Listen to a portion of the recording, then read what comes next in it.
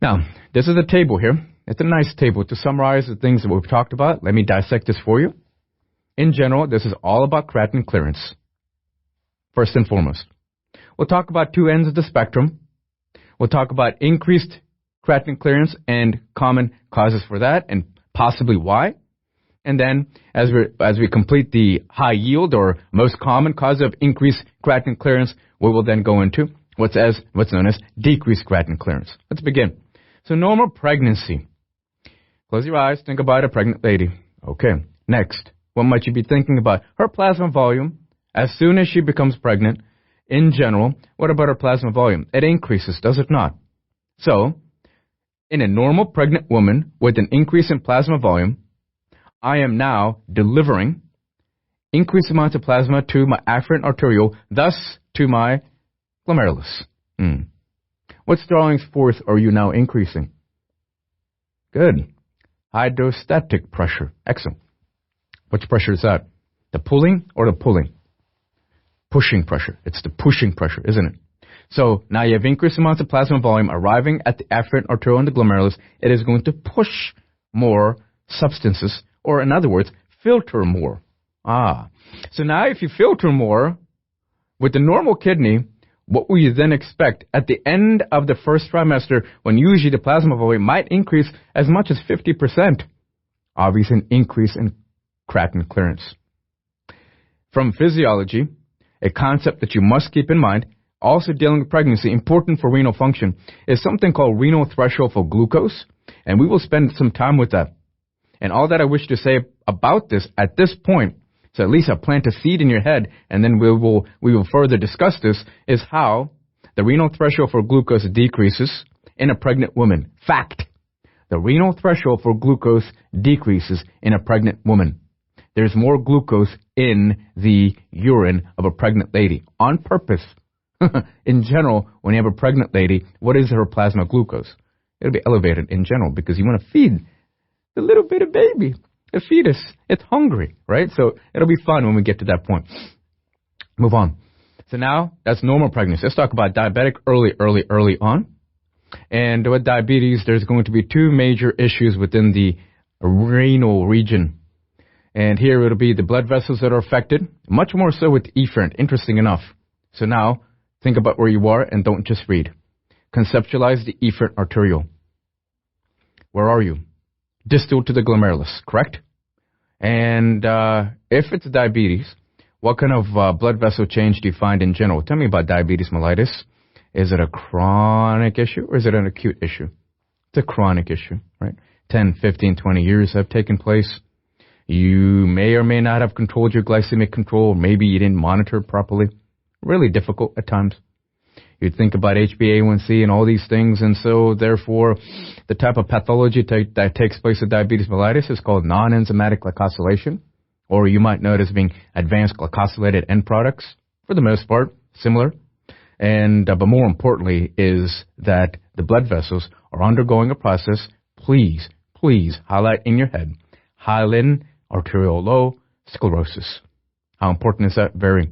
Hyaline. What does that mean? Accumulation of protein. Non-enzymatic glycosylation might then contribute to this. Hyaline, which is what color? An H&E stain. Eosinophilic, it'll be pinkish.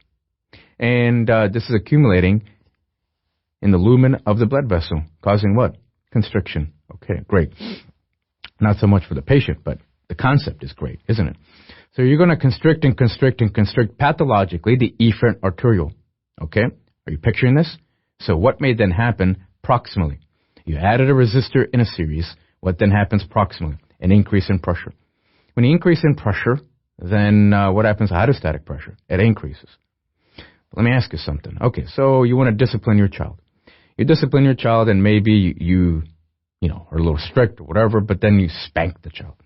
What if you continue spanking? My goodness, at some point, you're going to damage the buttocks of that baby, right? With enough spanking.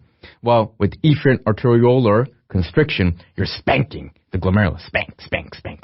And so therefore, are you now perhaps causing damage? Yes, you are. And what's one of the first things that you will be looking for in dipstick in a patient that you suspect diabetic nephropathy? It's called microalbuminuria. You should never have albumin in your urine. So when the time is right and we talk about dipsticks, we'll talk about that microalbuminuria and say that now the glomerulus is damaged. Apart from the protein that might be passing through, is it possible that you might have increased creatinine clearance? Absolutely. That's my topic. So you see as to how you're going to use this information, but then also clinical application in terms of overall what's happening. Let me ask you one other thing that you may or may not have thought of. As soon as you have microalbuminuria, what kind of drug might you want to give your patient? It's called a renoprotective drug. It's called an ACE inhibitor. Okay? And I'll introduce that here. At some point, we'll reinforce that. And you will have seen that in pharmacology. And that is an important drug so that you can protect the efferent arteriole and the glomerulus from further kidney damage. Let's continue, please. Increased GFR, damage of glomerulus, hyperfiltration injury is what you're looking at as being part of early diabetic nephropathy. Okay, so if this is increased creatinine clearance, then let's take a look at decreased creatinine clearance. Elderly people. As we get older, what did we say? Beyond the age of 50, there's a drop in GFR 1 milliliter per minute. So therefore, elderly people will have an automatic increase in creatinine clearance. And why is that important to you?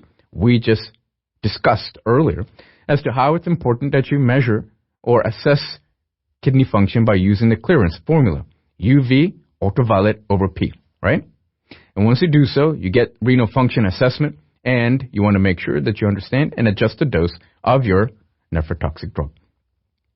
Acute and chronic renal disease, once again, now with acute renal disease or acute renal failure, we'll talk about different phases as you shall see. Acute renal failure is going to be a completely different manifestation than chronic, and that's important as a distinguishing point, and I wish to point it out here, and I'll keep repeating it until it becomes firmly etched in your head. But there are times with acute and definitely chronic in which, because you can't filter properly, what then may happen to creatinine clearance? Well, here, if you can't filter properly, you will then be decreasing creatinine clearance. So what does that mean? That means that you have less that being cleared. There's more that ends up being where in your plasma. Let's continue.